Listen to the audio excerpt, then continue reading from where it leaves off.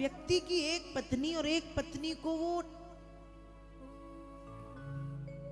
समझ जाओ, हाँ, झेल नहीं पाता, और भगवान की 16,108, तो भगवान कैसे मैनेज करते हैं सब? तो नारद जी ने कहा देखूंगा, और नारद जी देखने के लिए गए, और नारद जी के मन में कि आज मैं भगवान का झगड़ा कराऊंगा, और मुझे देखना है कि भगवान झगड़े को सुलझाते कैसे, झगड़ा सुलझेगा कैसे, और झगड़ा सुलझेगा कैसे? तो नारद जी ने झगड़ा करने का एक ढूंढ लिया रास्ता।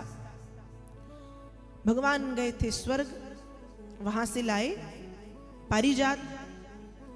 जब आए तो आते ही मिली रुक्मणी जी, तो रुक्मणी जी के बालों में पारिजात का फूल लगा दिया। नारद जी ने देखा, नारद जी समझ गए झगड़ा का बहाना। तुरंत सत्यभामा जी के पास। सत्यभामा थोड़ी सी क्रोधी ज्यादा, उनको बहुत जल्दी गुस्सा आ जाता है।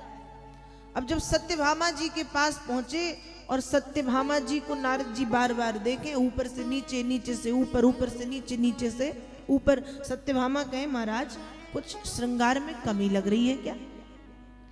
कहा देवी कमी तो कोई नहीं है, बस देख रहा हूं कि वो पारिजात का फूल आपके बालों में नहीं दिख रहा। सत्यभामा कहे मतलब?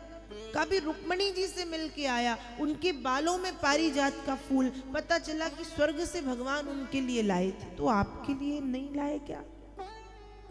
अब जैसे ही सत्यभामा ने सुना तो सत्यभामा तो आग में गिड़ल गया, तुरंत कोप भवन में पहुंच गई। और भगवान को पता चला कि सत्यभामा कहाँ है? कोप भवन में। और जैसे ही भगवान को पता चला कि सत्यभामा कोप भवन में है, तो भगवान पहुंचे कि अब क्या हो गया। गए, बैठे पास में, हाथ पकड़ के बोला कि देवी क्यों नाराज हैं आप? मुंह फेर लिया, बार बार पूछा। सत्यभामा कहीं स्वर्ग गए थे आप? हाँ गया था। फूल लाए? लाया नहीं, इंद्र ने मुझे दिया था। कहाँ है? रुक्मणी जी के बालों में। मेरे बालों में क्यों नहीं है?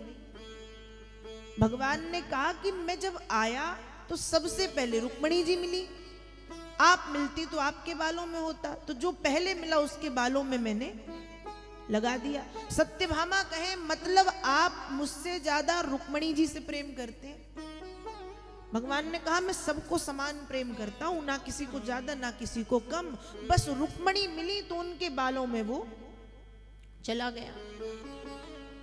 अब सत्यभामा गुस्से में तमतमा गई। भगवान ने कहा चिंता मत करो, फूल चाहिए? अभी जाता हूं। सत्यभामा ने कहा फूल नहीं चाहिए, तो पूरा पेड़ चाहिए। भगवान ने कहा बनी समस्या, क्या चाहिए? पेड़। भगवान ने कहा ठीक जाता हूं, देवी जी आपकी सेवा में तो हूं। देखो पत्नी से सब डरते हैं, पत्नी से भगवान भी डरते हैं, नहीं डरते? सब डरते हैं। पत्नी से तो भगवान भी डरते हैं। भगवान गए स्वर्ग, इंद्र से कहा कि भैया ऐसी ऐसी बात है, पारिजात का पेड़ चाहिए। इंद्र ने कहा प्रभु आपका ही तो है, ले जाओ। जैसे ही कहा ले जाओ, पीछे खड़ी थी इंद्र की पत्नी, उन्होंने आंखें दिखा दी, यदि पारिजात गया तो तुम्हारी स्वर्ग में एंट्री, तुम होगे देवराज इंद्र, स्वर्ग के राजा, लेकिन यदि पारिजात गया तो भूल जाना स्वर्ग में तुम आ पाओगे, भूल जाना।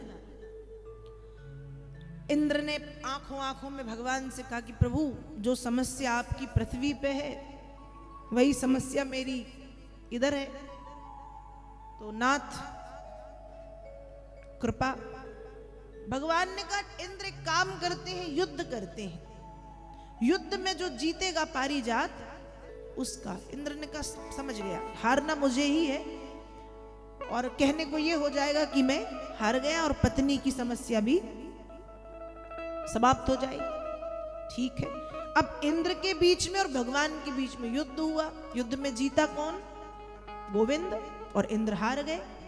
और जैसे इंद्र हारे, इंद्र ने कहा, लंबी सांस ली कि कम से कम अब पत्नी चिक चिक चिक चिक तो नहीं करेगी। और भगवान ने वो पारिजात उठाया। देखो जो ज्यादा हंस रहे हैं ना वो झेल चुके हैं इस बात को। तो अब देखो हंसना बंद कर देंगे। तो इंद्र ने जैसे ही पारिजात, भगवान ने पारिजात उखाड़ा और उखाड़ करके कहां ले आए? सत्यभामा के आंगन में लाके लगा दिया और सत्यभामा का क्रोध समाप्त हुआ। अब सत्यभामा का क्रोध समाप्त,